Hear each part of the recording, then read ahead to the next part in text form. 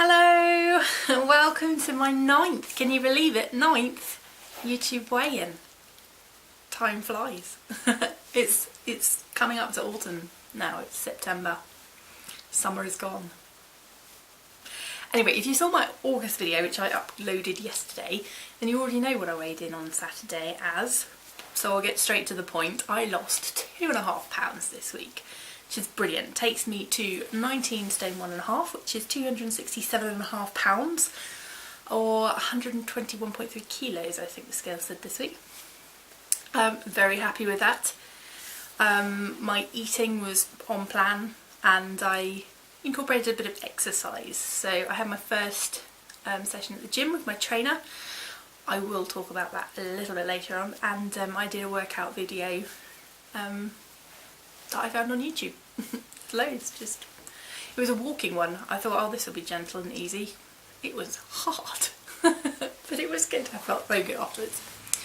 So August was a great month. I lost 9.5 pounds in August, which takes my total loss up to 63.5 pounds from my highest weight.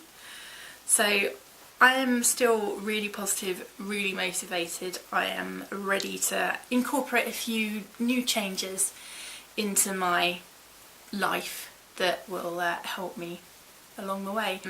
Well, first of all, I need to speak about the scales, because I am joining Sarah from Less of Sarah. If you're not subscribed to her, then I suggest you should. I will chuck her information in the box below. She is really positive. She gives great, straightforward, honest advice. She does Tough Love Tuesdays, which are always worth checking out, so check her out if you get the chance.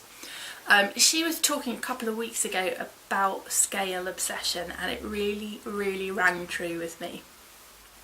I can weigh myself 6, maybe 8 times in a day, over different periods, with clothes, without clothes, morning, evening, afternoon, after meals, before meals, whatever, whenever, if I'm just going to the toilet and I fancy getting on the scales.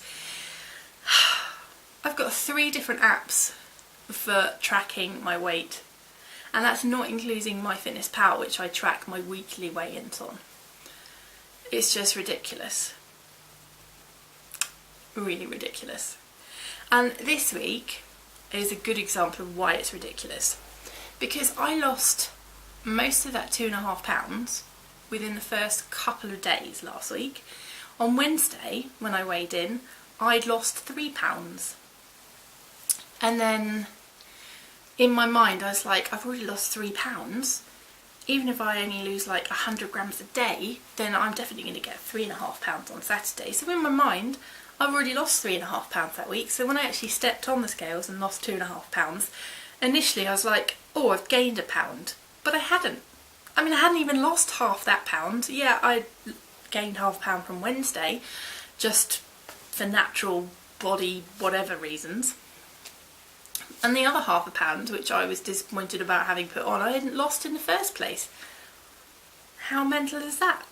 So, my boyfriend has hidden the scales, hopefully somewhere very high. He is 6'4" and I'm only 5'6", so I'm not going to go looking for them. It has been hard. I don't necessarily feel like I'm in control.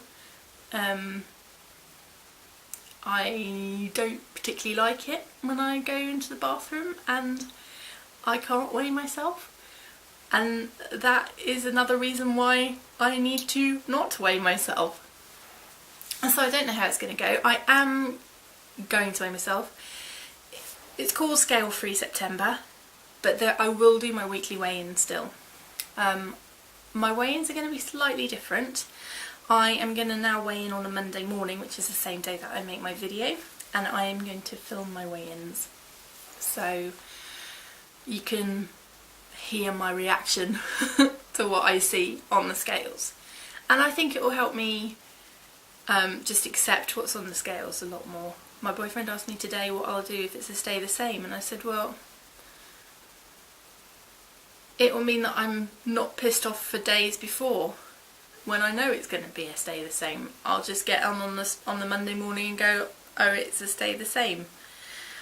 I can't necessarily change the result, but I won't be pissed off over a longer period of time. I'll just go, okay, that's what it is this week, and now I just get on and see what it says next week. At least that's how I hope it'll work. So the other thing is, on Saturday, this is a way that I'm trying to deflect my scale obsession. I bought a pedometer. What I want to do is, this week, is I'm just monitoring how much I move, really. I want to see how many steps I do in a day. Yesterday, Sunday, we were at home all day. We didn't really do anything. I did about 800 steps, maybe 900. So yeah, not that great. So but I'm going to monitor it over this week. I am going to take an average of the steps that I do this week, and then what I intend to do is next week I am not going to shoot like some people will shoot to do the 10,000 steps every day straight away. I want to build myself up, so week on week I want to increase, say, my steps by like 10% a week. If my steps are really, really low, then maybe I'll try and double them first and then see how that goes. But basically I'll find out how many steps I do, and then next week I'll set myself a target, and I'll then increase that target week on week until I get to a point which I'm happy with. Then, as I said earlier, I did go to the gym, and my trainer, she was really, really lovely. And I was weighed on, it's called an in-body machine. And basically you have to be barefoot, and you're not allowed to eat for 2 hours beforehand, and then you put your hands on something as well, and it does all sorts of calculations as to what your body is made up of. So it tells you how much fat is in there, it tells you how much muscle and how much other stuff like bones and organs your body is made up on. And she put a heart on my sheet. I've got my sheet here. Yeah, she put a little heart, hopefully this focuses into the right place, on my sheet next to the muscle mass. Because she said that, well, first of all, I got 33.5 kilos of muscle. I'm not sure what that is in pounds. I'll find out and put it below. She actually went out and got her sheet, and she said, well, I've only got 32.1 kilos of muscle, I think she had. She said usually when people of my weight come in, she said this is actually the highest muscle that she'd seen of anybody. And people, when they come in, they're overweight, that this V shape that she's drawn on here is often a lot more kind of pronounced, a lot longer. And then eventually we want it to be a D shape. So that's really good. I was very active. I was a competitive swimmer when I was a child and into my teenage years, and because I don't drive, I used to walk absolutely everywhere as well. So I used to walk 3 miles to and from work every day.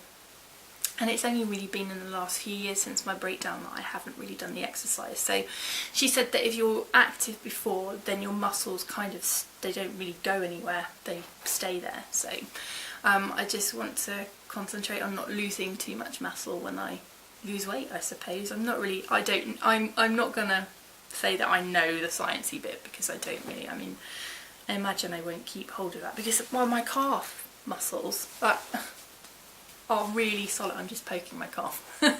Are really quite solid, and hopefully my calves will not stay this large forever. So that will definitely be some muscle that I will lose, because it won't need these muscles to actually keep me upright. Hopefully this hasn't been too long. I've had a mental amount of subscribers this week. I think I've had another 25 or something since last time. I'm over 80, which is pretty mental.